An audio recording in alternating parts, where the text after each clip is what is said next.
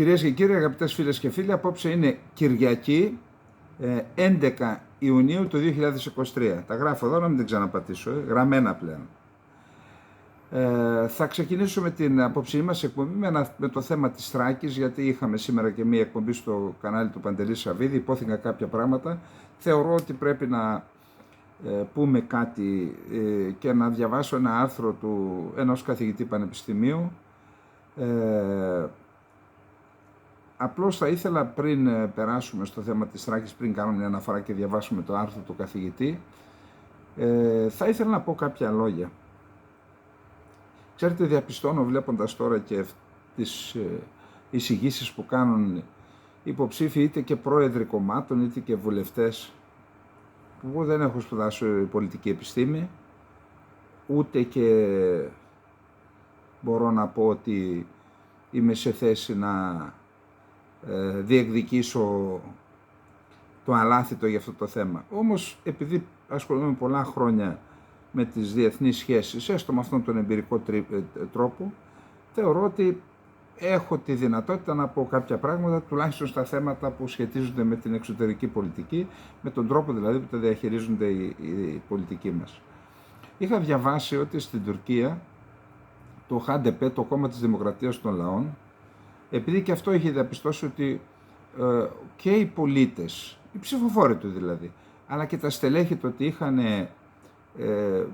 πρόβλημα στο επίπεδο του πολιτικού λόγου, δημιούργησαν σε συγκεκριμένες μεγάλες πόλεις της Τουρκίας και του τουρκοκρατούμενου Κουρδιστάν τμήματα ακαδημίας πολιτικής. Και εκεί μπορούσε να παρακολουθεί οποιοσδήποτε και είχε μεγάλη συμμετοχή, και σε αυτά τα τμήματα δίδασκαν θέματα πολιτικής καθηγητές πανεπιστημίου, της πολιτικής επιστήμης. Αυτό λοιπόν το πράγμα πήρε μεγάλες διαστάσεις, όντως άρχισε να αναπτύσσεται ένα υψηλό επίπεδο πολιτικού λόγου και το τουρκικό κράτος παρενέβη και τις διέλυσε. Εν πάση περιπτώσει, άσχετο το θέμα, εγώ πάω στην πρωτοβουλία αυτή. Θεωρώ λοιπόν ότι και στην Ελλάδα, επειδή είδα σήμερα ένας αρχηγός πολιτικού κόμματος, δεν θέλω να αναφέρω, ότι έκανε μια γκάφα αναφερόμενος σε θέματα εξωτερικής πολιτικής. Δεν μπορεί λοιπόν να αποφασίζεις να ασχοληθείς με αυτό το θέμα και μάλιστα ως αρχηγός κόμματος και να κάνεις τέτοια λάθη. Δεν γίνεται αυτό το πράγμα. Πρέπει το πολιτικό προσωπικό στην Ελλάδα πρέπει πραγματικά να βρουν έναν τρόπο το κάθε κόμμα να κάνει ακαδημία πολιτικής, να εκπαιδεύει τα στελέχη του, αλλά και τους ψηφοφόρους και τους πολίτες, για να ανέβει το επίπεδο του πολιτικού λόγου στην Ελλάδα. Και έρχομαι τώρα στο θέμα της Θράκης. Εκεί λοιπόν υπάρχει ένα πολύ, πολύ μεγάλο ζήτημα. Στην ουσία η Ελλάδα, ξέρετε, χαρακτηρίστηκε η μειονότητα στη συνθήκη της Λοζάνης το 1923 μουσουλμανική, γιατί δεν ήθελε η Τουρκία να χαρακτηριστεί ως τουρκική, ομαχική και Ρωμά. Τότε δεν τους λέγανε Ρωμά, είχαν άλλο όνομα. Τώρα άμα το λέμε γινόμαστε κάτι. Καταρχάς, εκεί για να κρατήσουμε πίμνιο στο Οικουμενικό Πατριαρχείο δεχθήκαμε την αμοιβαιότητα με τους μουσουλμάνους της Θράκης. Αυτό ήταν το πρώτο διπλωματικό λάθος. Έπρεπε να κρατήσουμε μουσουλμάνους σε μια άλλη περιοχή της Ελλάδας. Στα Τρίκαλα για παράδειγμα. Τώρα ας με συγχωρέσουν οι Τρικαλινοί, δεν έχω τίποτα με τους ανθρώπους. Αλλά άλλο πράγμα να έχεις 50.000 ή 70 μουσουλμάνους στη Θεσσαλία και άλλο να έχεις στα σύνορα που θα μπορούσαν οι Τούρκοι να... Εν πάση περιπτώσει, θα το ξεπεράσουμε αυτό. Εκεί λοιπόν δήλωσαν η μουσουλμανική μειονότητα και η Ελλάδα με βάση τη συνθήκη της Λοζάνης ανέλαβε την υποχρέωση να τους διδάσκει στη γλώσσα του Κορανίου, γιατί είναι θρησκευτική η μειονότητα, όχι τουρκικά. Η Ελλάδα λοιπόν ήταν αυτή η οποία τους εκτούρκησε, και εδώ τώρα δυστυχώς υπάρχουν άνθρωποι που λένε ότι δεν είναι εκτουρκισμός αυτό. Μα τι είναι? Άμα παίρνεις ένα παιδί που γεννιέται με μετρική γλώσσα, τα απομαχικά, και του μαθαίνεις εσύ το ελληνικό κράτος τουρκική γλώσσα, τον εκτουρκίζεις στην ουσία, τι τον κάνεις? Εμείς με τα ίδια μας τα χεράκια βγάλαμε τα μάτια μας, δυστυχώς και συνεχίζουμε να τα βγάζουμε. Τώρα όσον αφορά τη δράση του τουρκικού προξενείου, είπαμε ότι ο Πρωθυπουργός εγκαλεί το ΣΥΡΙΖΑ ότι τον ειδοποίησε ότι τα δύο βουλευτές του στη Ροδόπη ότι έχουν σχέση με το τουρκικό προξενείο. Εντάξει. Έχει κάνει τίποτα το ελληνικό κράτος με αυτούς οι οποίοι άσκησαν επιρροή. Διότι εντάξει, η μία πλευρά είναι αυτοί οι οποίοι δέχτηκαν την επιρροή. Αυτοί που την άσκησαν δεν παραβίασαν είτε κάποιο νόμο ή ακόμα και τη συνθήκη της Βιέννης που αφορά την λειτουργία των προξενείων. Αφού δεν κάναμε τίποτα ως κράτος και ως κυβέρνηση σε αυτούς που άσκησαν την επιρροή, ρίχνουμε τώρα την ευθύνη στους άλλους, που ασφαλώς την έχουν. Αλλά το άλλο γιατί το καλύπτουμε. Εν πάση περιπτώσει, υπάρχει ένα ζήτημα με τη Θράκη. Η άποψή μου είναι η εξής, την έχω ξαναπεί, οφείλω να την ξαναπώ, ότι η Ελλάδα θα πρέπει να ανοίξει τις πόρτες του ελληνικού κράτους. Κάποιοι γράφουν τώρα και κάποια πράγματα. Εγώ δεν είπα να τους βάλουμε σε υπηρεσίες που θα μπορούσαν να δημιουργήσουν πρόβλημα ασφάλειας. Αν κάνεις ένα αστυνομικό συνοριοφύλακα, για παράδειγμα, κάναμε από μάκους συνοριοφύλακες και φυλάνε καλύτερα από τους άλλους, γιατί ξέρουν τα περάσματα και είναι και αυστηροί. Σε δασικές υπηρεσίες, σε τράπεζες του δημοσίου, σε άλλες υπηρεσίες του δημοσίου. Γιατί να μην είναι? Και σας ερωτώ, εάν ένας άνθρωπος σε μια οικογένεια είναι ο γιος του αστυνομικός, είναι δυνατόν αυτός να πάει στο προξενείο για να θέσει σε κίνδυνο την θέση του γιού του? Δεν το καταλαβαίνουμε αυτό. Ακριβώς για να κλείσουμε την πόρτα στην Τουρκία. Δεν το κάνουμε για κανένα λόγο, και για λόγους ισονομίας και ισοπολιτείας. Για να κερδίσουμε τους ανθρώπους πρέπει το ελληνικό κράτος να τους πείσει. Και αν τους πείσει, έχουμε ντοκουμέντα στα χέρια μας. Έχουμε ότι οι άνθρωποι αυτοί θέλουν το ελληνικό κράτος. Ένα παράδειγμα σας φέρω που λέω ντοκουμέντα. Όταν φέραμε τον νόμο με τους ιεροδιδασκάλους, ο Σάφας Αναστασιάδης τον έφερε, τον πυροβολούσαν σε εισαγωγικά στη Βουλή διάφοροι που παίζουν άλλα παιχνίδια για τη Θράκη. Όταν φέραμε οι μουσουλμάνοι τι πρόβλημα είχαν? Όταν γινόταν στα σχολεία το μάθημα των θρησκευτικών, επειδή οι θεολόγοι είναι χριστιανοί, αυτοί ζητούσαν τα παιδιά τους να μένουν έξω και δεν έκαναν μάθημα θρησκευτικών.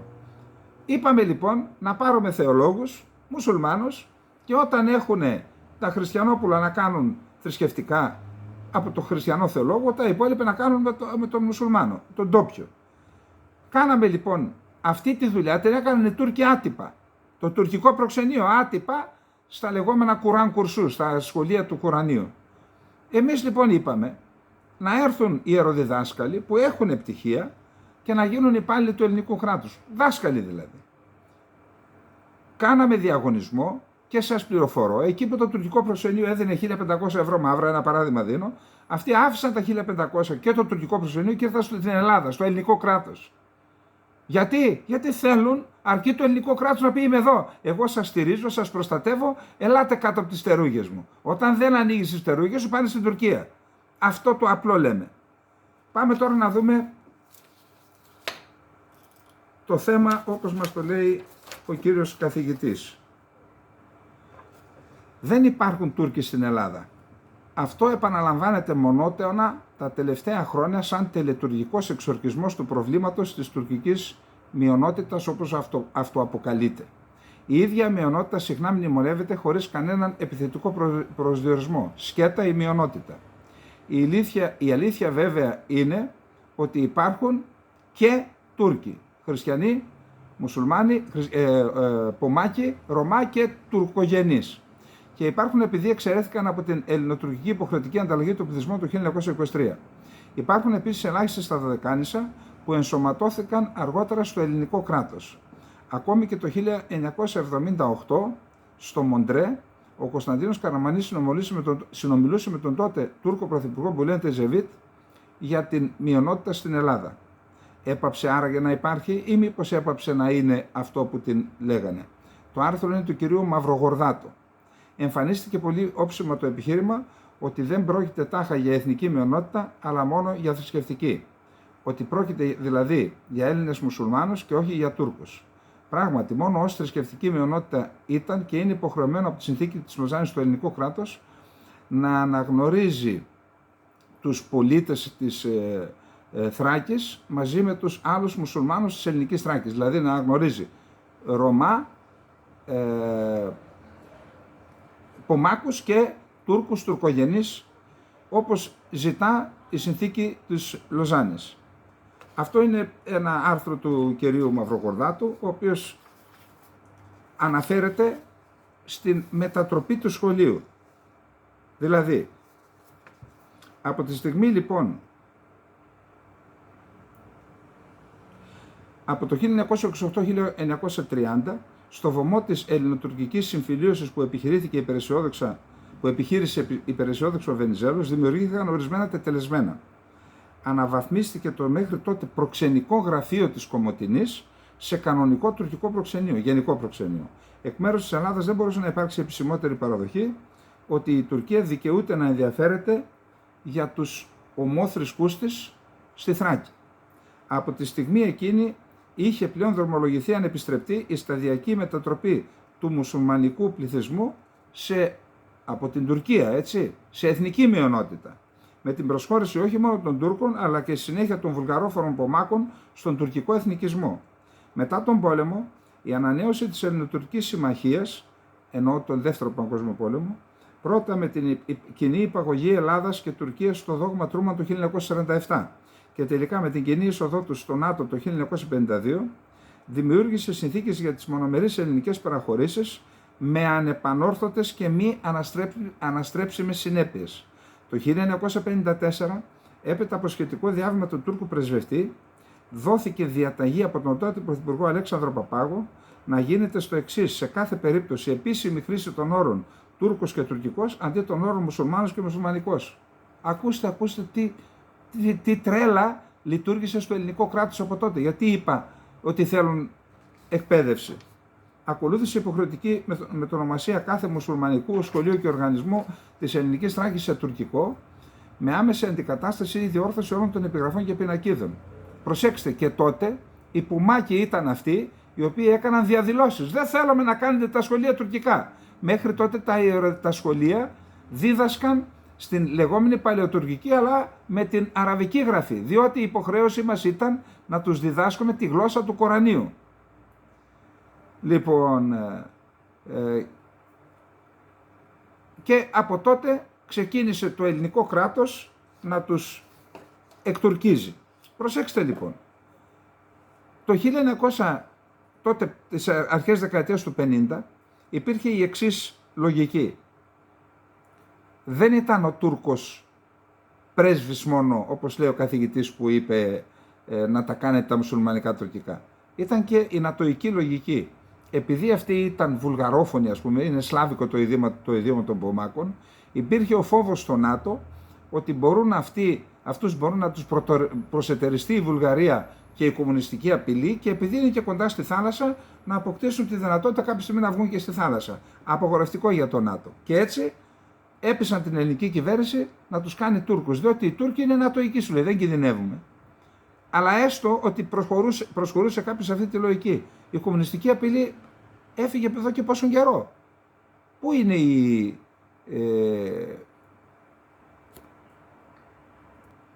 με τη διάλυση της Σοβιετικής Ένωσης, του Συμφώνου της Βαρσοβίας, η Βουλγαρία ήδη είναι στο ΝΑΤΟ. Άλλαξε, δεν υπάρχει τέτοιο ζήτημα λοιπόν. Και εμείς όμως συνεχίζουμε να εκτουρκίζουμε τους Πομάκους και τους Ρωμά. Πώς? Τους στέλνουμε και μαθαίνουν τουρκικά. Γιατί η Ελλάδα δεν προσπαθεί να αλλάξει αυτή την κατάσταση? Και επαναλαμβάνω, η Θράκη, ασχέτως εάν κάποιος είναι καταγωγής πομακικής, τουρκικής ή Ρωμά, η Θράκη δεν έχει χαθεί όπως λένε διάφοροι. Στη Θράκη μπορούμε να κερδίσουμε τον κόσμο, αρκεί το ελληνικό κράτος, προσέξτε, εφαρμόζοντας την αρχή της ισονομίας και της ισοπολιτείας, να πείσει τους ανθρώπους αυτούς ότι είναι μαζί τους, ότι τα αντιμετωπίζει ισότιμα, ότι τους στηρίζει, και έτσι σταδιακά να αρχίσουν να αποστρέφουν το πρόσωπό τους από την Κωνσταντινούπολη και την Άγκυρα και την Προύσα και να γυρνάνε προς τα δω. Έχω συγκεκριμένα παραδείγματα, ανθρώπους που μπήκαν σε δημόσιες υπηρεσίες και οι οικογένειές τους δεν έχουν καμία σχέση ούτε με την Τουρκία ούτε με το τουρκικό προξενείο. Λοιπόν, αυτά για την κατάσταση. Πάμε στο δεύτερο θέμα μας. Λοιπόν, το δεύτερο θέμα είναι το θέμα της Κίνας.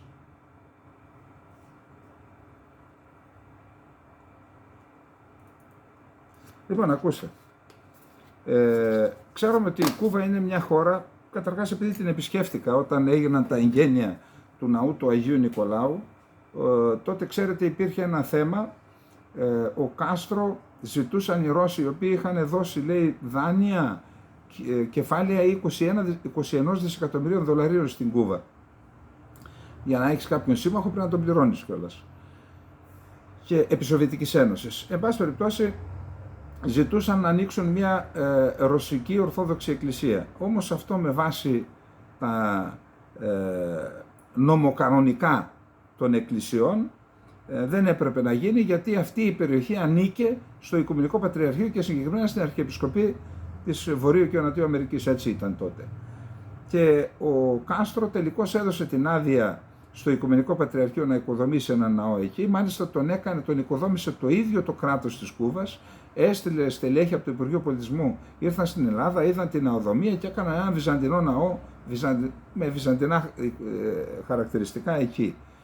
Και όταν πήγα στα Θηρανίξια, είδα και τον Κάστρο τον ίδιο και είχαμε έναν οδηγό μας, νοικιάσαμε ένα αυτοκίνητο και ο πρέσβης, ο κύριος Κοστούλας ήταν, ο οποίος είναι και άρρωστος, να είσαι καλά κύριε πρέσβη, και εύχομαι περαστικά, μας βρήκε έναν οδηγό, το προξενείο κάποιος εκεί, ένας οδηγό, ήταν ένα παιδί 22-23 χρονών, Κουβανέζος, το οποίο η γυναίκα ήταν Αμερικανίδα και προσπαθούσε να βρει τρόπο να πάει και αυτό στην Αμερική, αφού είχε Αμερικανίδα γυναίκα.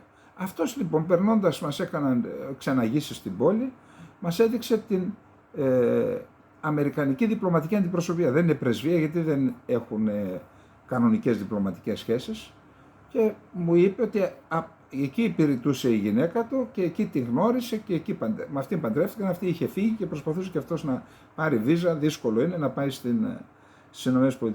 Και εκεί μου είπε ότι υπηρετούν 1000 άτομα.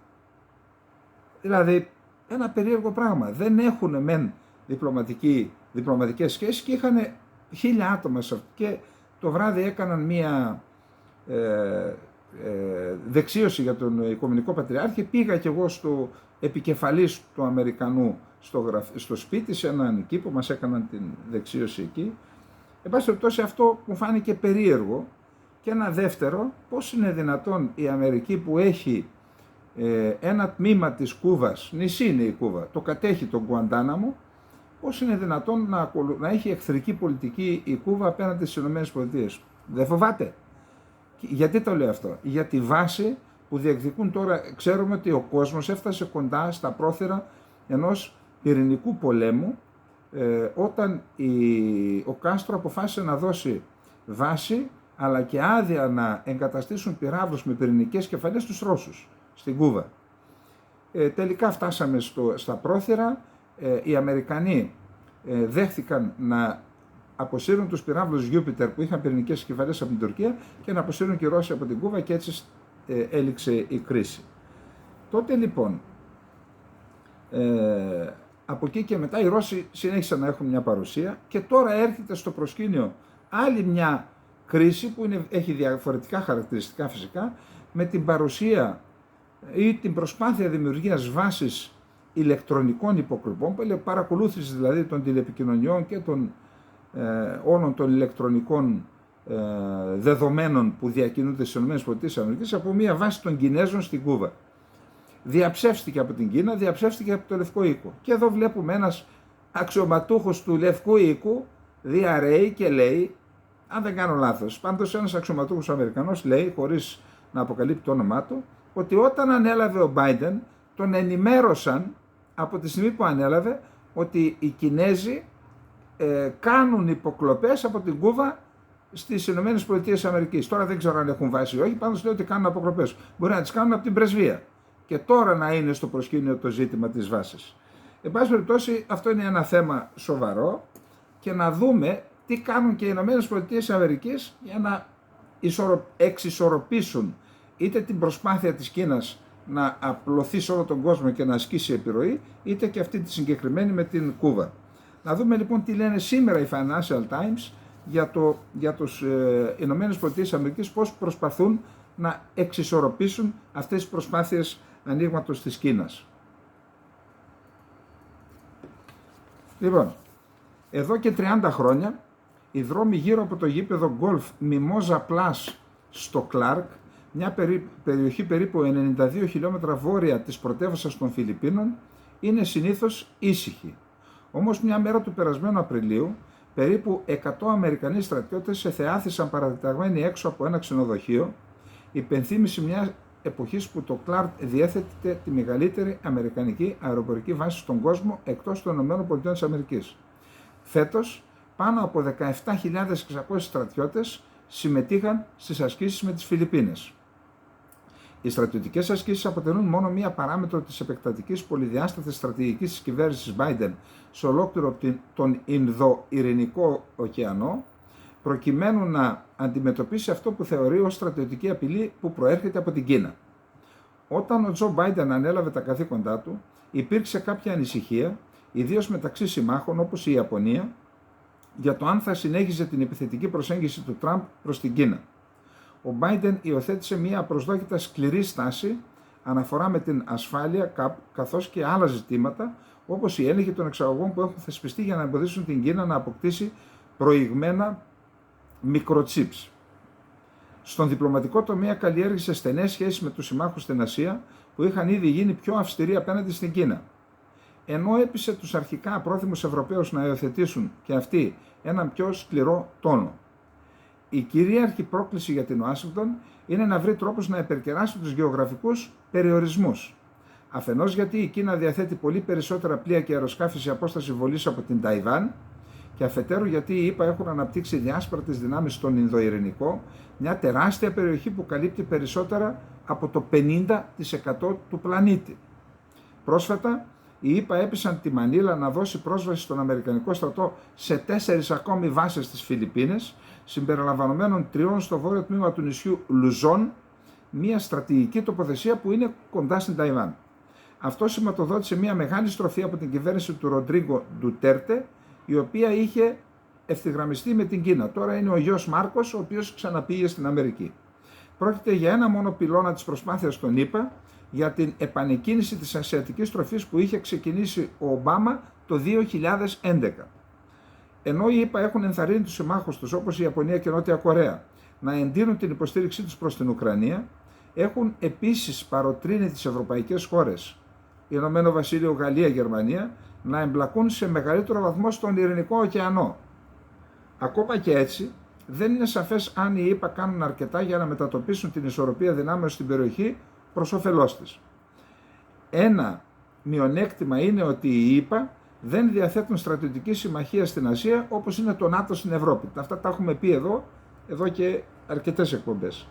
Στην ίδια ώρα, ορισμένοι επικριτές της προσέγγισης Biden υποστηρίζουν ότι οι ΗΠΑ έχουν επικεντρωθεί υπερβολικά στη στρατιωτική και όχι στην οικονομική και εμπορική επιρροή της Κίνας στην περιοχή. Άλλοι παρατηρητές φοβούνται επίσης ότι η ρωσική εισβολή στην Ουκρανία θα μπορούσε με την πάροδο του χρόνου να κλέψει την προσοχή και τους πόρους της Ουάσιγκτον. Η Τζένιφερ Λιντ, ειδική σε θέματα ασφάλειας στην Ασία στο κολέγιο Ντάρτμουθ, τονίζει ότι η κυβέρνηση Biden παίρνει υψηλή βαθμολογία στην τακτική, αλλά η εστίασή της στον πόλεμο που μένεται στην Ευρώπη μπορεί να εξελιχθεί σε εμπόδιο. Τώρα τι να πω ξανά, ότι τα έχουμε πει αυτά. Τα έχουμε πει, όταν ξεκινάς κάτι πρέπει πριν το υλοποιήσεις να έχεις σκεφτεί το χειρότερο σενάριο. Και το χειρότερο σενάριο είναι να πάει στραβά ο πόλεμος στην Ουκρανία. Αν πάει στραβά ο πόλεμος στην Ουκρανία, πώς θα κάνεις το σχέδιό στον Ειρηνικό? Από την αρχή της διακυβέρνησής του, ο Biden προέβη σε κάποιες σημαντικές κινήσεις για να ενισχύσει την επιρροή των ΗΠΑ στον Ινδοειρηνικό. Αρχές του 2021 αναβίωσε την άτυπη συμμαχία Quad, μια ομάδα ασφάλειας που σχηματίστηκε το 2007, αποτελούμενη από ΗΠΑ, Ιαπωνία, Αυστραλία και Ινδία, η οποία είχε αδρανοποιηθεί. Αργότερα την ίδια χρονιά οι ΗΠΑ υπέγραψαν τη συμφωνία AUKUS, Ηνωμένο Βασίλειο, Αυστραλία, προκειμένου να αποκτήσει η Καμπέρα στόλο πυρηνικών υποβρυχίων. Οι ΗΠΑ συμφώνησαν επίσης να αναπτύξουν περισσότερα μαχητικά αεροσκάφη, βομβαρδιστικά και άλλα μέσα σε βάσεις στην Αυστραλία, ως απάντηση στην αυξανόμενη κινέζικη παρουσία στο δυτικό Ειρηνικό. Το επόμενο βήμα του Biden ήταν η σύσφυξη των σχέσεων της Ουάσιγκτον με το Τόκιο. Με αυτό το δεδομένο, το μεγαλύτερο ορόσημο στην περιοχή του Ινδοειρηνικού ήταν η στροφή στην αμυντική πολιτική της Ιαπωνίας ως απάντηση στην Κίνα, την οποία έχει χαρακτηρίσει ως τη μεγαλύτερη στρατηγική της πρόκληση. Το Δεκέμβριο του 2022, το Τόκιο παρουσίασε τη στρατηγική εθνικής ασφάλειας, η οποία προβλέπει σημαντική αύξηση των αμυντικών δαπανών. Βραχυπρόθεσμα, το Τόκιο σχεδιάζει να αποκτήσει 400 αμερικανικούς πυράβλους Cruise Tomahawk ικανούς να μπλήξουν την Κίνα. Τον Ιανουάριο οι δύο χώρες ανακοίνωσαν ότι το σώμα πεζοναυτών θα αναπτύξει μονάδες στην Οκινάουα, το ιαπωνικό νησί όπου οι ΗΠΑ έχουν εδώ και καιρό στρατιωτική παρουσία. Οι δύο πλευρές συμφώνησαν επίσης να αυξήσουν την εκπαίδευση και τις ασκήσεις στην αλυσίδα των νησιών Νανσέι, μια κρίσιμη για την υπεράσπιση της Ταϊβάν περιοχή. Αλλά οι ΗΠΑ δεν επικεντρώνονται μόνο στους ισχυρούς συμμάχους τους. Υπέγραψαν την περασμένη εβδομάδα ένα σύμφωνο ασφάλειας με την Παπούα Νέα Γουινέα και επέκτηναν τις συμφωνίες με το Παλάου και τις Ομοσπονδιακές Πολιτείες της Μικρονησίας, συμφωνίες που θα δώσουν στον Αμερικανικό στρατό αποκλειστική πρόσβαση σε στρατιωτικές εγκαταστάσεις για 2 δεκαετίες. Θυμάστε, ήταν να πάει ο Biden εκεί μετά τους G7, επειδή ήταν το θέμα του ορίου δανεισμού στις ΗΠΑ, γύρισε εσπευσμένα να το ρυθμίσει και έστειλε τον Blinken και εδώ είδαμε για 20 χρόνια αποκλειστική πρόσβαση στην περιοχή αυτή, νησιωτική περιοχή βορείως και ανατολικός της Αυστραλίας, μόνο οι Αμερικανοί. Αν και η κυβέρνηση Biden έχει κάνει μεγάλα βήματα προς ενίσχυση της αποτροπής, το βασικό ερώτημα παραμένει. Πόσο καλά είναι προετοιμασμένοι για το ενδεχόμενο πολέμου για την Ταϊβάν? Τα εμπόδια είναι πολλά. Από την πρόσβαση της Ταϊπέη στα όπλα που χρειάζεται για να υπερασπιστεί το έδαφος της, μέχρι τον εξορθολογισμό της αμερικανικής γραφειοκρατίας για να επιταχυνθεί η παράδοσή τους. Ο πόλεμος στην Ουκρανία υπογράμμισε την ανάγκη να μεταφερθεί προκαταβολικά ο πλεισμός στην Ταϊβάν, καθώς είναι πιθανό να προκύψουν πρακτικές δυσκολίες αν ξεσπάσει ο πόλεμος. Άρα από πριν πρέπει να πάνε. Ο Μάικλ Γκριν, πρώην κορυφαίος αξιωματούχος του Λευκού Οίκου για την Ασία, σημειώνει ότι μία άλλη πρόκληση για τη ΣΥΠΑ είναι η επέκταση των δικαιωμάτων πρόσβασης, βάσης και υπέρπτυσης, μια αναφορά σε συμφωνίες που έχουν συναυθεί με χώρες για να επιτραπεί στο στρατό τους να επιχειρεί με λιγότερους περιορισμούς κατά τη διάρκεια πολέμου. Οι Φιλιππίνες αποτελούν χαρακτηριστικό παράδειγμα. Εδώ ο πρόεδρος Φερντινάντ Μάρκος Τζούνιορ ενέκρινε την πρόσβαση των ΗΠΑ σε βάσεις, δήλωσε ότι δεν θα ήθελε οι Φιλιππίνες να γίνουν αφετηρία για στρατιωτική δράση. Ακόμα και με την Ιαπωνία, τον ισχυρότερο σύμμαχο των ΗΠΑ στην περιοχή, η Ουάσιγκτον πρέπει να κινηθεί προσεκτικά. Δεν είναι όπως το Ιράκ ή το Αφγανιστάν, όπου είχαμε λίγο μεγαλύτερη ελευθερία κινήσεων, λέει ένας Αμερικανός στρατηγός. Οι τοπικές κοινωνίες είναι συνήθως αρνητικές στην εγκατάσταση οπλισμού στο έδαφος τους, φοβούμενες ότι θα αποτελέσουν στόχο για το Πεκίνο. Ωστόσο, αναμφισβήτητα η μεγαλύτερη πρόκληση για τη ΣΥΠΑ είναι να φτάσουν οι σύμμαχοί τους στο σημείο να διεξάγουν κοινές επιχειρησιακές ασκήσεις με βάση πραγματικά κοινά πολεμικά σχέδια. Αυτό ισχύει ιδιαίτερα για την Ιαπωνία και την Αυστραλία, κράτη που είναι πιθανότερο να πολεμήσουν στο πλευρό των ΗΠΑ σε μια ενδεχόμενη σύραξη στην περιοχή. Λοιπόν, ακούστε.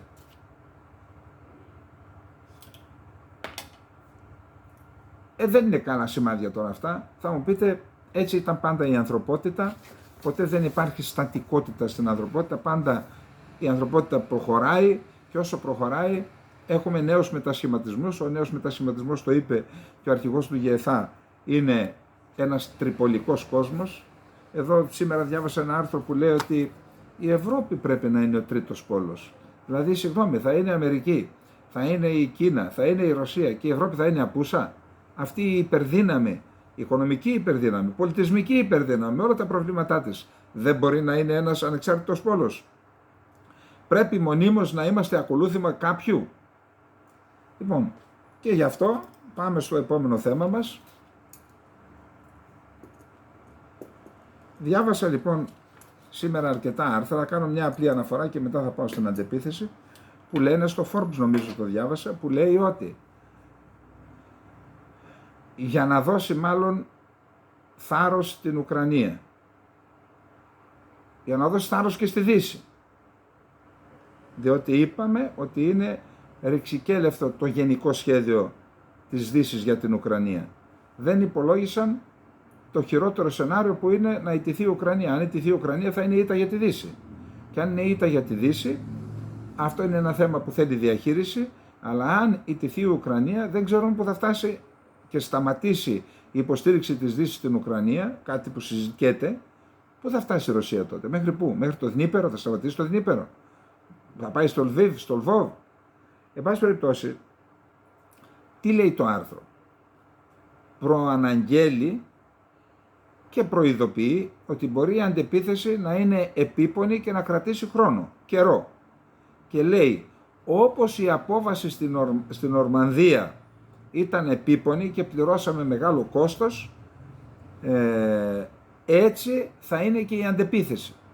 Δηλαδή πρέπει να πληρώσουμε μεγάλο κόστος, μπορεί η Δύση να πληρώνει υλικό κόστος, αλλά ανθρώπινο κόστος πληρώνει η Ουκρανία, έτσι. Ένα μεγάλο θέμα είναι αυτό.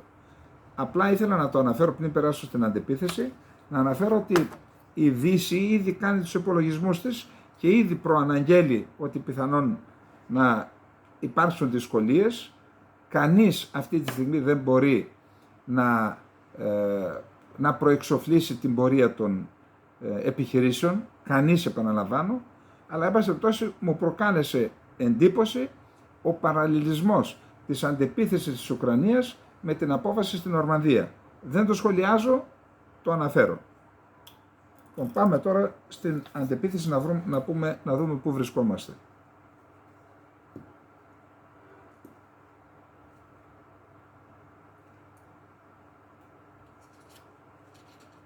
Ναι. Λοιπόν, αντεπίθεση. Η αντεπίθεση είπαμε ότι εκδηλώνεται σε δύο κατευθύνσεις. Μία είναι η βόρεια, που είναι Μπαχμούτ και νοτίως του Μπαχμούτ, ας την ονομάσουμε η βόρεια αντεπίθεση, και άλλη είναι η νότια αντεπίθεση. Η νότια αντεπίθεση είναι και η κύρια προσπάθεια, όπως είπαμε, είναι στη Ζαπορίζια και αυτή έχει διάφορους τα δικά της μικρά μέτωπα, αλλά αυτός είναι ο ένας. Τι γίνεται εκεί? Είπαμε, εκεί υπάρχει μια δύναμη 100.000 ανδρών μαζί με τον απαραίτητο εξοπλισμό, κυρίως δυτικής προέλευσης, εκπαιδευμένη ειδικά για την αντεπίθεση, η οποία ακόμα δεν έχει εμπλακεί στις επιχειρήσεις. Οι επιχειρήσεις που γίνονται αυτή τη στιγμή ονομάζονται στην επιτελική γλώσσα επιθετική αναγνώριση. Δηλαδή στέλνουν κάποιες ταξιαρχίες οι οποίες κάνουν κανονικά επίθεση και προσπαθούν να υποχρεώσουν τους αμυνόμενους να δείξουν τη δύναμή τους, να εντοπιστούν τα κενά, να σπάσουν κάπου ίσως και το μέτωπο για να ακολουθήσει η κύρια επίθεση. Ενώ λοιπόν τις προηγούμενες 5 μέρες, γιατί εδώ και 5-6 μέρες ξεκίνησε η αντεπίθεση, δεν είχαν εδαφικά κέρδη, σήμερα βλέπω ότι έχουν κάποια έστω και μικρά εδαφικά κέρδη οι Ουκρανοί. Συνεχίζουν να έχουν απώλειες, έχουν κάποια μικρά εδαφικά κέρδη, κανένα 2 χωριά τα πήραν οι Ουκρανοί, μετά τα ξαναπήραν οι Ρώσοι. Εν πάση περιπτώσει εκεί φαίνεται ότι υπάρχουν σε μερικές περιπτώσεις εδαφικά κέρδη. Να δούμε εδώ τι λένε ορισμένες αναφορές που έχουμε από το μέτωπο. Η 47η Μηχανοποιημένη Ταξιαρχία και η 82η Ταξιαρχία των Ουκρανικών Ενόπλων Δυνάμεων φαίνεται να επιχείρησαν μια διάσπαση της άμυνας σήμερα το πρωί κοντά στην πόλη Ορέχοβο, στην περιοχή της Ζαπορίζια, στο νότιο τομέα είπαμε, αλλά γρήγορα αποθήθηκαν από το ρωσικό στρατό και την πολεμική αεροπορία της Ρωσίας. Ρωσικές πηγές υποστήριξαν περαιτέρω ότι οι αναχαιτήσεις υποδεικνύουν ότι οι ταξιαρχίες υπέστησαν περίπου απώλειες σε υλικό αλλά και σε προσωπικό, περίπου 200 άτομα, νεκροί και τραυματίες. Το βασικό πρόβλημα στη διάρκεια της οπισθοχώρησης, της απαγκίστρωσης των Ουκρανικών ταξιαρχικών είναι τα πυρά πυροβολικού που τους εμποδίζουν να κάνουν μια ασφαλή απαγκίστρωση από τις περιοχές που είχαν καταλάβει. Προσέξτε τώρα τι λέει, ότι η κύρια επιθετική ενέργεια των Ουκρανών προετοιμάζεται για το δεύτερο 15ήμερο του Ιουνίου, δηλαδή σε λίγες μέρες, ενώ τώρα γίνονται επιχειρήσεις επιθετικής αναγνώρισης. Αυτό είναι από την Ουκρανική πλευρά. Ο Ζελένσκι ανέθεσε το καθήκον στο Γενικό Επιτελείο των Ενόπλων Δυνάμεων της Ουκρανίας να εκδηλώσει την κύρια φάση της επίθεσης του δεύτερου 15ήμερο, ούτως ώστε μέχρι τις 11-12 Ιουλίου του 2023, που θα είναι η Σύνοδος Κορυφής του ΝΑΤΟ στο Βίλνιους, να πάει να τους πει: κύριοι, εγώ εκδήλωσα την αντεπίθεση, έχω αυτά τα κέρδη και με αυτά τα κέρδη, τα όποια κέρδη, να ζητήσει τις εγγυήσεις που θέλει από τη Συμμαχία και κυρίως το χρονοδιάγραμμα που, επαναλαμβάνω, με βάση αυτά τα δημοσιεύματα που βλέπουμε και τις δηλώσεις, φαίνεται ότι κάποιες εγγυήσεις και ένα χρονοδιάγραμμα θα πάρει, το οποίο όμως θα ισχύσει από το τέλος των πολεμικών επιχειρήσεων με την Ρωσία. Ουκρανικά μέσα μαζικής ενημέρωσης. Ο δυτικός εξοπλισμός θα διαρκέσει για 2 έως 3 εβδομάδες. Τις πρώτες ημέρες της αντεπίθεσης, οι ένοπλες δυνάμεις της Ουκρανίας δεν μπόρεσαν να δημιουργήσουν ρήγμα στην πρώτη γραμμή άμυνας του εχθρού, ενώ έχασαν περισσότερο από 100 άρματα, τεθωρακισμένα οχήματα και οχήματα. Εάν συνεχιστούν οι μετοπικές επιθέσεις, τότε οι εφεδρείες μας θα αντέξουν για 2-3 εβδομάδες, μετά τις οποίες οι ένοπλες δυνάμεις της Ουκρανίας θα χάσουν μεγάλο μέρος του δυτικού εξοπλισμού που μεταφέρθηκε φέτος από τους εταίρους. Αναφέρον οι Ουκρανοί στα μέσα μαζικής ενημέρωσης, δεν είναι επίσημη, επαναλαμβάνω. Άρα να το ξαναδούμε λίγο το θέμα της αντεπίθεσης, να είναι νωρίς. Στο βόρειο κομμάτι είδα πάλι χάρτες, δεν έχουμε πολλές μεταβολές, μπορεί να έχουν κάποια μικρά εδαφικά κέρδη βόρεια και νότια του Μπαχμούτ οι Ουκρανοί, αλλά ρήγμα στο αμυντικό μέτωπο μέχρι στιγμής δεν μπορούμε να πούμε τι έχουμε πάνω. Στο νότιο μέτωπο έχουμε κάποιες εισχωρήσεις των Ουκρανών, χωρίς να μπορούμε να μιλάμε τώρα για ρήγμα στο μέτωπο. Αλλά κανείς δεν μπορεί να προεξοφλήσει από τώρα ποια θα είναι η αντίδραση των Ρώσων και της ρωσικής άμυνας όταν εκδηλωθεί η κύρια φάση της επίθεσης, στην οποία μπορεί να συμμετέχουν οι περισσότερες δυνάμεις από τις 100.000 άνδρες με το υλικό και τον εξοπλισμό που έχουν, που είναι η κύρια δύναμη της επίθεσης. Άρα αυτό που έχουμε να κάνουμε, επαναλαμβάνω, αφού το παραλληλίζουν με την απόβαση στην Νορμανδία, είναι μια πολύ σημαντική φάση του πολέμου η αντεπίθεση, θα παρακολουθούμε μέχρι να εκδηλωθεί η κύρια φάση, δεύτερο δεκαήμερο του Ιουνίου, και θα είμαστε εδώ για να σας ενημερώνουμε για τις εξελίξεις και πού είναι δυνατόν να καταλήξουν τα πράγματα. Λοιπόν, ναι, πάμε τώρα στο επόμενο θέμα, που είναι η Κύπρος. Λοιπόν, αναχωρεί για όπως είναι γνωστό, το Ευρωπαϊκό Κοινοβούλιο έχει 2 έδρες. Η μία είναι στις Βρυξέλλες και άλλη είναι στο Στρασβούργο. Και επειδή έχω πάει εκεί και είδα μέσα πώς λειτουργεί, πραγματικά εγώ δεν ξέρω τώρα αν αυτοί οι οποίοι ευρωβουλευτές, εάν είναι ευχαριστημένοι από τη ζωή τους, δηλαδή έρχονται Σαββατοκύριακο στην Ελλάδα, φεύγουν, πάνε στις Βρυξέλλες, και νομίζω 2 φορές το μήνα φεύγουν από τις Βρυξέλλες, πάνε στο Στρασβούργο, έχουν έξω από τα γραφεία τους, γιατί τα επισκέφτηκα, έχουν κάτι μπαούλα τα οποία τα μεταφέρουν, με τα μπαούλα πάνε στο Στρασβούργο, γίνεται δηλαδή ένα πράγμα σκέτο τρέλα.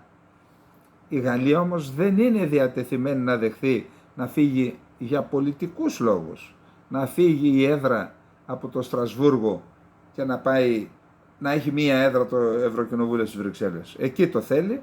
Να πούμε ότι το Στρασβούργο ήταν μια παλιά γερμανική πόλη, μετά το Δεύτερο Παγκόσμιο Πόλεμο νομίζω έμεινε στην Γαλλία, δεν είμαι σίγουρος. Νομίζω ότι και το όνομα Στράσμπουργκ, έτσι είναι, και εν πάση περιπτώσει θέλει εκεί έχω επισκεφτεί το Στρασβούργο, μια καλή πόλη, όμορφη πόλη.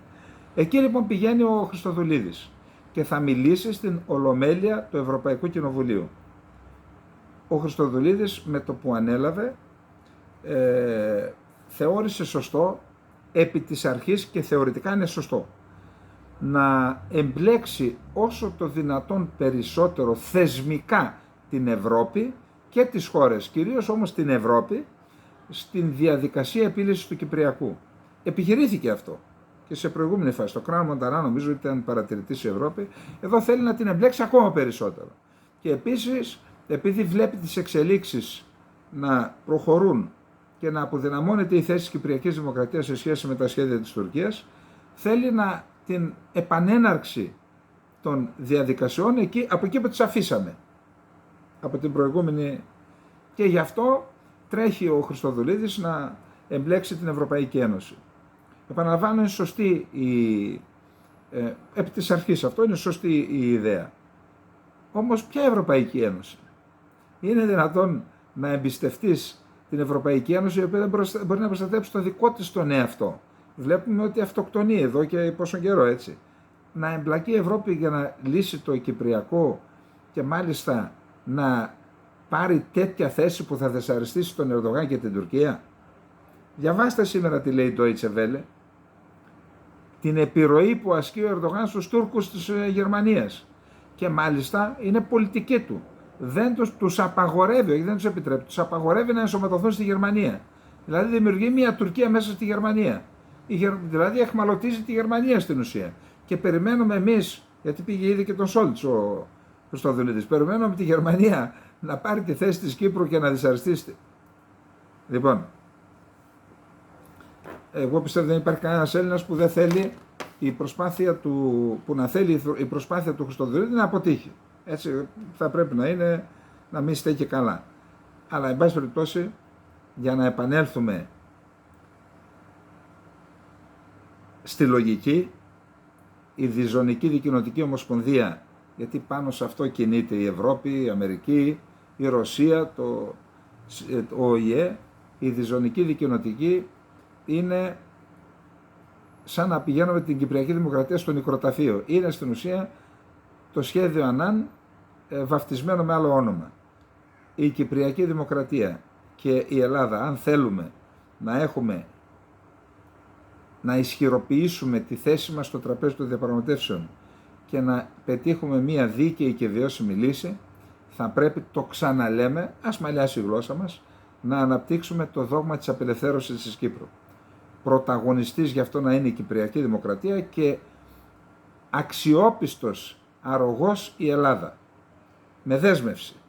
Εκεί λοιπόν να επεξεργαστούμε το δόγμα της απελευθέρωσης της Κυπριακής Δημοκρατίας σε πολιτικό, γεωπολιτικό και στρατηγικό επίπεδο, στη συνέχεια να προετοιμαστούμε επιχειρησιακά, εθνική φρουρά και η Ελλάδα, και όταν ο Ερντογάν, ξέρετε, κάποιος μου έλεγε, ένας φίλος ήρθε να υπηρετούσε εκεί που υπηρετούσα εγώ, αυτός λοιπόν ήταν για πολλά χρόνια δίπλα στον Ανδρέα Παπανδρέου.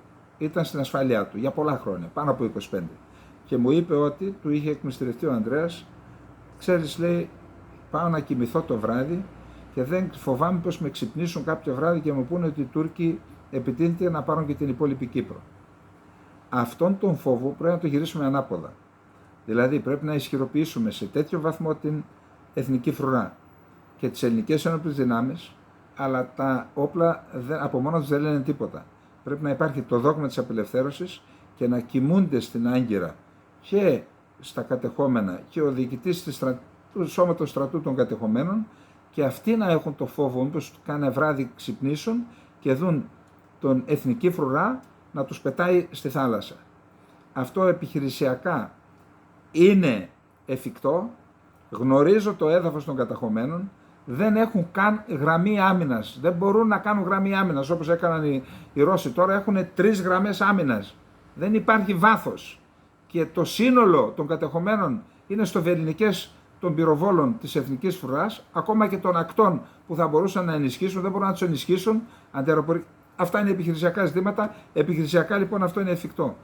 Καλά είναι να κάνει ο Χριστοδουλίδης τα ταξίδια, να μιλήσει στο Ευρωκοινοβούλιο, στην Ολομέλεια, να προσπαθήσει να βρει συμμάχους, αλλά εάν η Ελλάδα και η Κύπρος δεν ισχυροποιήσουμε τη θέση μας και αν δεν επεξεργαστούμε το δόγμα της απελευθέρωσης, δεν θα έχουμε καλή κατάληξη, όποιες προσπάθειες και να κάνουμε, και λυπάμαι που το λέω αυτό, επαναλαμβάνω, μακάρι να πετύχει ο Χριστοδουλίδης, άρα δεν. Λοιπόν, πάμε στο επόμενο θέμα.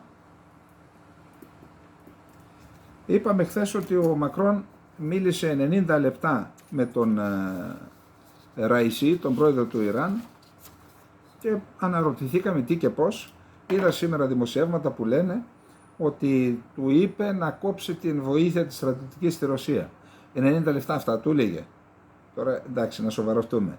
Εκεί παίζει, κάνε 400 Airbus μου φαίνεται έχουν να πάρουν οι Ιρανοί και θέλει, όπως πήγε στην Κίνα και έκανε, και αυτά προετοιμάζει και είπε, για να δικαιολογηθεί προς τα έξω ο Μακρόν, είπε και αυτό που είπε. Πάντως υπάρχει πιθανότητα να έκανε και μία συζήτηση για τα πυρηνικά. Γιατί? Για να δούμε.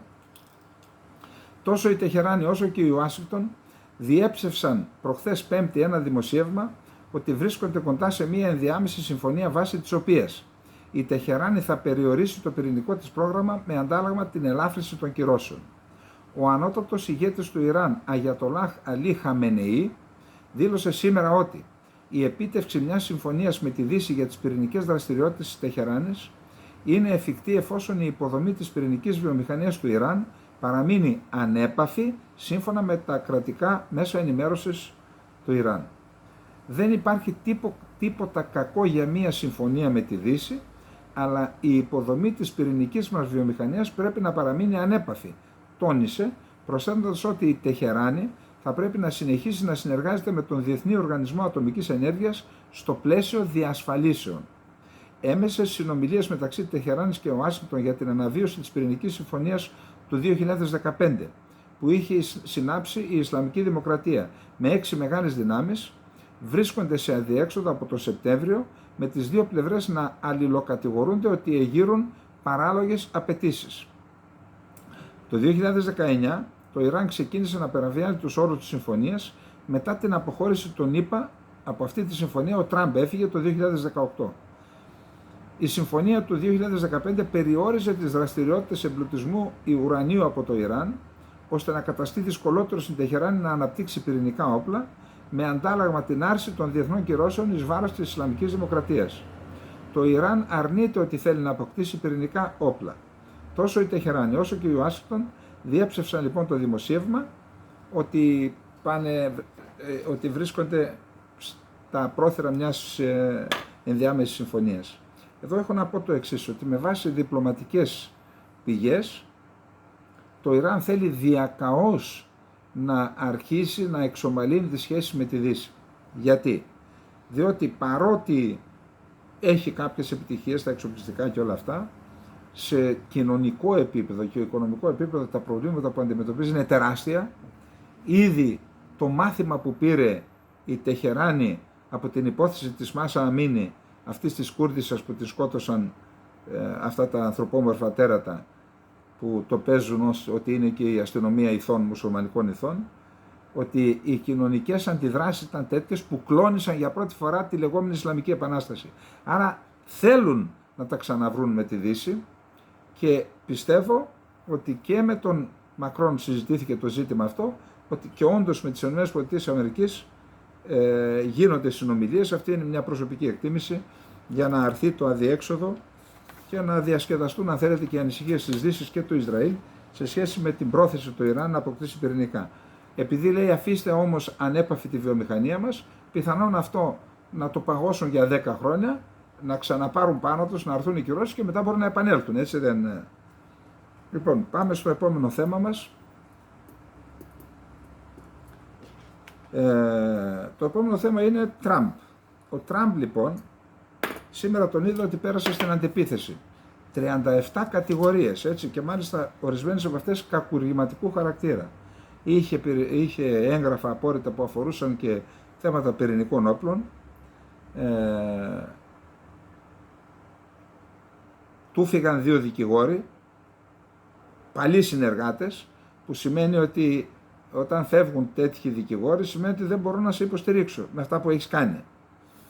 Εν πάση περιπτώσει, εδώ υπάρχει ένα θέμα, πώς είναι δυνατόν να έψαξαν το σπίτι του ενός πρώην Προέδρου των ΗΠΑ. Φαντάζεστε εδώ κάποια ελληνική υπηρεσία να πάει να ψάξει το σπίτι του κυρίου Σιμίτη, του κυρίου Καραμαλή, του κυρίου Παπανδρέου, του κυρίου Βενιζέλου, του κυρίου Σαμαρά, και αν βρει έγγραφα να αρχίσουν διαδικασίες ποινικές, πόσοι θα έμπαιναν φυλακή, μπορούμε να το αντιληφθούμε? Θυμάστε τι είχε πει ο κύριος Βενιζέλος για τα απόρριτα έγγραφα που βρέθηκαν. Εν πάση περιπτώσει, εδώ δεν ξέρω αν υπάρχουν και διαδικασίες που αφορούν τα απόρριτα έγγραφα, πόσα εκδίδονται, ποιοι είναι οι αποδέκτες, πώς καταστρέφονται, αν υπάρχει να παίρνονται πίσω, όχι να καταστρέφονται. Μη σου λέει άλλος με ένα πρωτόκολλο τα κατέστρωσε και τα έχει κάπου, να τα παίρνεις πίσω. Ένα θέμα ασφάλειας λοιπόν τέτοιων πληροφοριών, δεν ξέρω αν υπάρχει στην Ελλάδα. Πάντως αυτό ας το τονίσουμε. Στις ΗΠΑ το FBI πιθανόν, δεν ξέρω από πού είχε τις πληροφορίες, μπούκαρε, τα πήρε και τώρα το στέλνουν στο... Λέει λοιπόν ο Τραμπ, διεφθαρμένη τη δικαιοσύνη, κατηγορεί ότι οι δικαστικοί, οι αξιωματούχοι της δικαστικής εξουσίας που πρωταγωνίζουν στη δίωξή του ότι είναι δημοκρατικοί, ότι είναι σε αυτήν την ομάδα του Biden κτλ. Εν πάση περιπτώσει, και φαίνεται ότι ένα σημαντικό κομμάτι των Ρεπουμπλικάνων τον στηρίζει. Πάντως από συζητήσεις που έκανα με ανθρώπους που γνωρίζουν το θέμα, μου λένε ότι υπάρχουν οι σοβαροί Ρεπουμπλικάνοι είναι προβληματισμένοι. Δεν θέλουν τον Τραμπ. Γιατί ο Τραμπ άλλαξε τα χαρακτηριστικά του Ρεπουμπλικανικού κόμματος. Τα έκανε πιο ακτιβίστικα, πιο συνωμοσιολογικά και μια σειρά από άλλες κατηγορίες. Επαναλαμβάνω, είναι άποψη ανθρώπου που γνωρίζει τα πράγματα στο Ρεπουμπλικανικό κόμμα. Παρ' όλα αυτά, οι απόψεις διήστανται. Άλλοι λένε ότι μπορεί να μπει ακόμα και φυλακή και να εκλεγεί, ενώ είναι φυλακισμένος. Υπάρχουν τέτοιες, διαβάζω διάφορα άρθρα. Κάποιοι άλλοι λένε ότι μπορεί και να ξεπεραστεί το πρόβλημα, παρότι θα ασκηθούν κατηγορίες και θα είναι τελικά υποψήφιος. Λένε λοιπόν ότι μπορεί και τελικώς να τον ισχυροποιούν αντί να τον αποδυναμώνουν αυτές οι διαδικασίες. Πάντως ένας πόλεμος έχει ξεκινήσει και είναι σε εξέλιξη σε σχέση με το αν ο Τραμπ πάρει το χρήσμα και θα είναι τελικά υποψήφιος απέναντι στον Biden. Πάμε στο επόμενο θέμα που είναι διαβάσαμε χθες ένα, κατά την άποψή μου, δεν λέω ότι είμαι σε θέση να δώσω συγχαρητήρια, αλλά ως ένας αναγνώστης, ναι, νομίζω ότι αξίζουν συγχαρητήρια στην κυρία Ελένα Αργύρη. Δεν την ξέρω την κοπέλα, ούτε έχω κανένα λόγο άλλον εκτός από την ουσία. Η χθεσινή της ανταπόκριση για το θέμα των F-16 πραγματικά ήταν κορυφαία, πληρέστατη, με βάθος κτλ. Έμεινα σε ένα ζήτημα λοιπόν, ότι στο Λευκό Οίκο και στο State Department έχουν πάρει απόφαση ότι πλέον με την Τουρκία όταν θα συναλλάσσονται, η Τουρκία τους έχει πείσει ότι θα ακολουθεί ανεξάρτητη εξωτερική πολιτική. Τι σημαίνει αυτό? Τι σημαίνει αυτό? Δηλαδή η ανεξάρτητη εξωτερική πολιτική σημαίνει ότι θα αποφασίζει η Τουρκία και από εκεί και μετά, αν υπάρχουν προβλήματα, θα συνδιαλέγεται, θα διαβουλεύεται με τις ΗΠΑ, θα συγκρούεται για να βρεθεί μια χρυσή τομή, όπως γίνεται τώρα με την Σουηδία. Τι σημαίνει αυτό για την Κύπρο και την Ελλάδα? Η Ελλάδα δεν μπορεί να πει κανείς ότι έχει, με την έννοια που το λέει η Τουρκία, ανεξάρτητη εξωτερική πολιτική. Θα έλεγα ότι είναι πολύ εξαρτημένη. Και ιδιαίτερα και η Κύπρος και η Ελλάδα. Τι λοιπόν σημαίνει αυτό για τα ελληνικά εθνικά συμφέροντα? Μπορούμε να αναλογιστούμε. Δηλαδή, εάν οι ΗΠΑ, προσέξτε, ούτε αντιαμερικανικά, ούτε αυτά, βάλτε τα στην άκρη, δεν μας ενδιαφέρουν αυτά. Εάν οι ΗΠΑ έχουν να διαχειριστούν ένα σοβαρό ζήτημα στην περιοχή και σε αυτό το σοβαρό ζήτημα εμπλέκονται δύο παίκτες της περιοχής, η Τουρκία και η Ελλάδα. Αυτή τη στιγμή βάλουν την Κύπρο τώρα. Και με αυτούς τους δύο παίκτες πρέπει να διαχειριστεί αυτό το σοβαρό ζήτημα που αφορά τα δικά της στρατηγικά συμφέροντα. Έχει να διαβολευτεί με την Τουρκία που έχει ανεξάρτητη πολιτική και έχει να διαβολευτεί με την Ελλάδα, η οποία έχει τη γνωστή σχέση. Ποιανού θέση θα πάρουν οι ΗΠΑ? Ξέρετε, αυτό δεν είναι καινούριο. Έχω μαρτυρία από υπουργό. Μου είπε ότι όταν έθεσε ένα θέμα ελληνοτουρκικό, που είναι προφανές ότι η Ελλάδα είχε δίκιο και ζήτησε από τους Αμερικανούς να βάλουν την Τουρκία στη θέση της, ο Αμερικανός συνομιλητής είπε, Μα αυτά λέει δεν μπορούμε να τα πούμε στην Τουρκία, γιατί η Τουρκία λέει, έχει υπερήφανη εξωτερική πολιτική. Λέει. Είναι περήφανη η Τουρκία, δεν υποχωρούν. Ποιος υποχωρεί? Ο δεδομένος. Τέλος πάντων, εγώ δεν πιστεύω ότι πρέπει να ακολουθούμε την πολιτική γροθιά στο μαχαίρι, αλλά εν πάση περιπτώσει να δούμε, για παράδειγμα, τι κάνει το Ισραήλ. Δεν μπορεί να έχει πιο στενή σχέση με την Αμερική από ότι το Ισραήλ.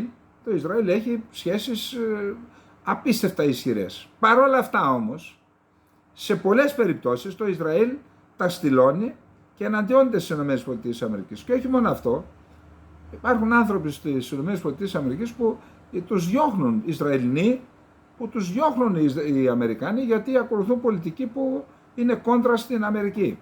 Λοιπόν, γιατί τα λέω αυτά? Τα λέω γιατί υπάρχει μια διάσταση. Η ελληνική ομογένεια έχει σκληρές εθνικές θέσεις απέναντι στα ελληνοτουρκικά και όσον αφορά την Κύπρο και όσον αφορά την Ελλάδα, ενώ η Ελλάδα έχει διαφορετικές. Γιατί δεν ακολουθεί ανεξάρτητη ελληνική πολιτική. Δεν είναι εύκολο, εξωτερική πολιτική. Δεν είναι εύκολο αυτό. Όμως, εν πάση περιπτώσει, πιστεύω ότι αξίζει τον κόπο, έστω και σαν θεωρητικά να το σκεφτούμε, μπας και κάποια στιγμή η Ελλάδα σταδιακά αποφασίσει να ακολουθήσει ανεξάρτητη εξωτερική πολιτική, χωρίς να σημαίνει αυτό ότι θα είναι κόντρα στη συμμαχία, κόντρα στις ΗΠΑ. Όχι. Απλά να χρησιμοποιούμε το εθνικό μας δυναμικό σε τέτοιο βαθμό που δεν θα έρχεται σε ευθεία ρήξη με συμμαχικές υποχρεώσεις και με τα συμφέροντα των ΗΠΑ. Αλλά να τα χρησιμοποιούμε, να τα πηγαίνουμε μέχρι την άκρη.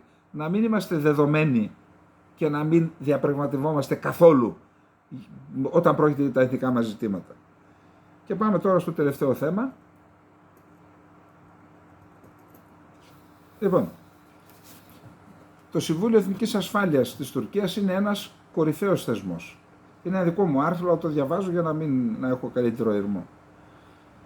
Το Συμβούλιο Εθνικής Ασφάλειας της Τουρκίας είναι ένας κορυφαίος θεσμός, στις δομές και τις διευθύνσεις του οποίου, έχει και διευθύνσεις από κάτω, συγκεντρώνονται όλα τα δεδομένα, οι πληροφορίες, οι εκτιμήσεις, αλλά και οι προτάσεις των φορέων και των αρχών του τουρκικού κράτους για θέματα που σχετίζονται με την εθνική ασφάλεια, τις γεωπολιτικές εξελίξεις και την εξωτερική πολιτική της χώρας.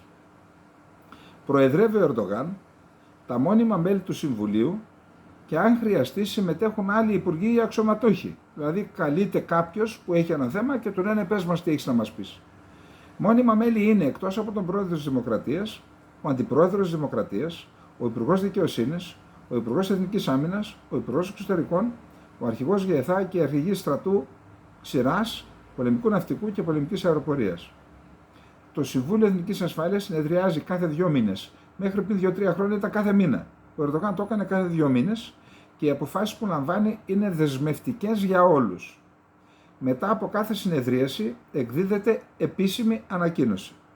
Έτσι έγινε και έπειτα από τη συνεδρίαση της 8ης Ιουνίου 2023, προχτές δηλαδή, που ήταν η πρώτη φορά, η πρώτη συνεδρίαση μετά τη συγκρότηση της νέας κυβέρνησης. Η ανακοίνωση λοιπόν που εκδόθηκε αναφέρεται στα εξής 7 θέματα.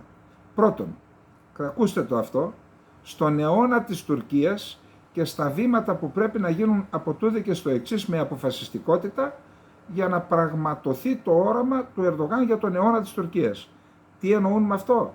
Ότι σε αυτόν τον αιώνα, σε παγκόσμιο επίπεδο, η δύναμη, η ανερχόμενη είναι η Τουρκία, σε παγκόσμιο επίπεδο. Γι' αυτό λέγεται αιώνας της Τουρκίας σε παγκόσμιο επίπεδο. Δεύτερον, στις επιχειρήσεις που έγιναν στο εσωτερικό της Τουρκίας και στο εξωτερικό, εναντίον του κουρδικού απελευθερωτικού κινήματος, του ΠΚΚ, του κινήματος Γκουλέν και του Ισλαμικού κράτους. Το Ισλαμικό κράτος το βάζουν έτσι για ξεκάρφωμα.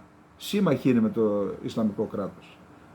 Στην ενότητα και τρίτον, στην ενότητα και την εδαφική ακεραιότητα της Συρίας, η οποία είναι δυνατή μόνο μετά την εκαθάριση της περιοχής από τρομοκρατικές οργανώσεις εισαγωγικά, και δικά μου εισαγωγικά, και στην ανάγκη της ασφαλούς επιστροφής των προσφύγων στη Συρία. Προσέξτε, η Τουρκία που έχει καταλάβει περίπου το 10% του εδάφους της Συρίας είναι υπέρ της ενότητας και εδαφικής ακεραιότητας της Τουρκίας.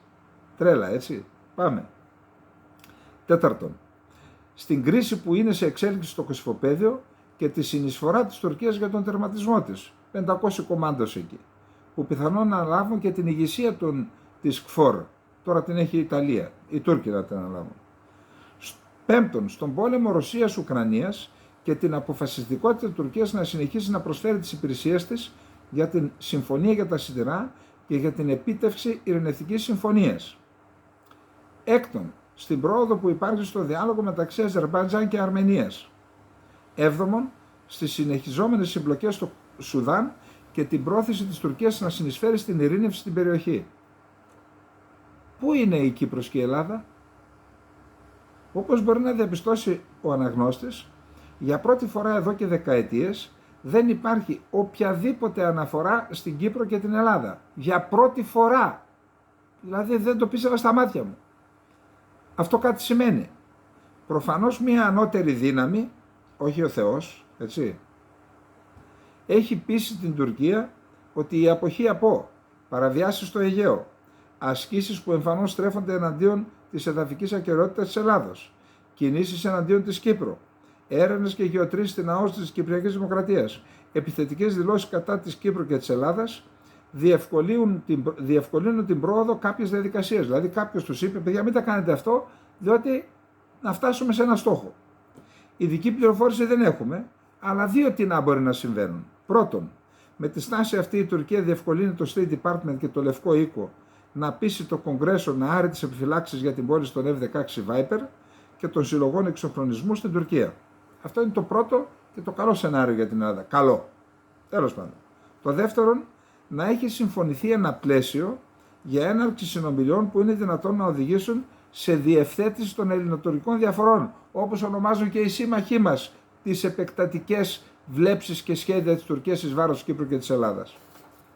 Αν συμβαίνει το πρώτο, τότε η Ελλάδα διευκολύνει την Τουρκία να πάρει τα F-16. Δηλαδή, όταν λέμε εμείς, παιδιά, εντάξει, δεν θα κάνουμε ούτε εμείς ούτε εσείς, τότε στην ουσία διευκολύνουμε τους Τούρκους να πάρουν τα F-16. Κάτι που την φέρνει αντιμέτωπη με την ελληνική ομογένεια την Ελλάδα, αλλά και τους Αμερικανούς βουλευτές, που παλεύουν για τα εθνικά συμφέροντα της χώρας τους, αλλά και της Ελλάδας. Δηλαδή, η Ελλάδα βοηθώντας την Τουρκία να πάρει τα F-16, έρχεται σε κόντρα με όσους παλεύουν για να μπλοκάρουν τα F-16 στην Ουάσιγκτον. Αν συμβαίνει το δεύτερο, τότε προφανώς έχει πιστεί η Τουρκία ότι από αυτήν τη διαδικασία θα έχει κάποια κέρδη. Και αναρωτιέται κανείς, από τη δεύτερη δηλαδή που είπαν, κοίταξε μην τα κάνεις αυτά, για να κάνουμε ένα παράθυρο ευκαιρίας και να πάμε σε μια διευθέτηση. Και για να το κάνει αυτό η Τουρκία και να μην βάζει στο Συμβούλιο Ασφαλείας Κύπρο και Ελλάδα, κάτι τρέχει. Και σου λέει μην τα βάζεις αυτά διότι θα κερδίσεις κάτι. Αναρωτιέται λοιπόν κανείς, είναι δυνατόν να κερδίσει η Τουρκία χωρίς να χάσει η Ελλάδα? Λοιπόν, να το ξαναπώ. Είναι δυνατόν να κερδίσει η Τουρκία χωρίς να χάσει η Κύπρος και η Ελλάδα? Από πού θα κερδίσει? Από πού? Αφού τα ελληνοτουρκικά αφορά. Άρα, αν συμβαίνει το δεύτερο, κάτι ετοιμάζουν και ας είμαστε έτοιμοι. Πάντως, όσοι κληθούν να συμμετάσχουν σε διαπραγματεύσεις με την Τουρκία, καλό είναι να είναι προετοιμασμένοι. Γιατί, επαναλαμβάνω, τα νερά των Πρεσπών είναι ριχά, εκεί πνίγηκαν όσοι στήριξαν τη Συμφωνία των Πρεσπών. Τα νερά του Αιγαίου είναι βαθύτερα. Εκεί μην βασίζονται σε κανέναν απολύτως. Μπορεί να συμβαίνουν πολλά στην ελληνική κοινωνία, αλλά ο λαός δεν ξεχνά. Αυτή είναι η πεποίθησή μου. Θα βυθιστούν και θα πνιγούν στα νερά του Αιγαίου όσοι προσπαθούν να φέρουν τις πρέσπες του Αιγαίου. Ένα ιστερόγραφο. Υπάρχουν δύο επιλογές στη νέα κυβέρνηση του Ερντογάν, στις οποίες αξίζει να σταθούμε. Η πρώτη αφορά την τοποθέτηση στο Υπουργείο Εθνικής Αμήνης του μέχρι προχθές αρχηγού ΙΕΘΑ στρατηγού Γιασάρ Γκιουλέρ, ο οποίος διαθέτει σοβαρή εμπειρία στις πληροφορίες και στη διαχείριση εσωτερικών κρίσεων, ενώ είναι και μπαρουτοκαπνισμένος, αφού σχεδίασε και διεύθυνε πολεμικές επιχειρήσεις εναντίον των Κούρδων στο Ιράκ, στη Συρία, στη Λιβύη και στον Αγκόρνο Καραμπάχ και στην ίδια την Τουρκία.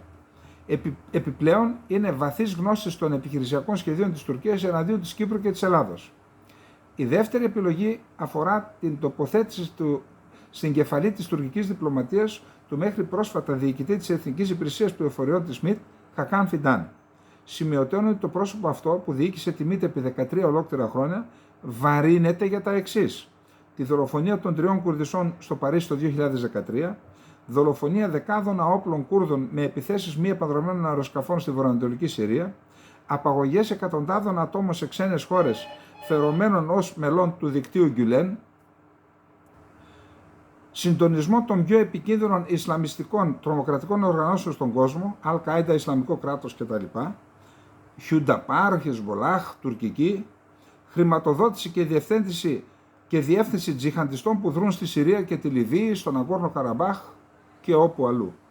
Όπως γίνεται αντιληπτό, ειδικά όσον αφορά αυτές τις δύο τοποθετήσεις, ο Ερντογάν δίνει το μήνυμα προς όλες τις κατευθύνσεις ότι δεν υπολογίζει Δύση και Ανατολή και ότι θα συνεχίσει τη σκληρή επεκτατική του πολιτική εναντίον του Ιράκ και της Συρίας και όταν τελειώσει η περίοδος του μέλιτος θα συνεχίσει τα ίδια και χειρότερα με Κύπρο και Ελλάδα. Τις δύο αυτές τοποθετήσεις ελπίζουμε να τις λάβει υπόψη του ο Πρωθυπουργός μετά τις εκλογές της 25ης Ιουνίου και να επιλέξει τους κατάλληλους που θα τοποθετήσει απέναντί τους. Μη μου βάλετε απέναντι στον Γκιουλέρ καμιά γυναίκα όπως ακούγεται και ξεφτυλιστούμε διεθνώς.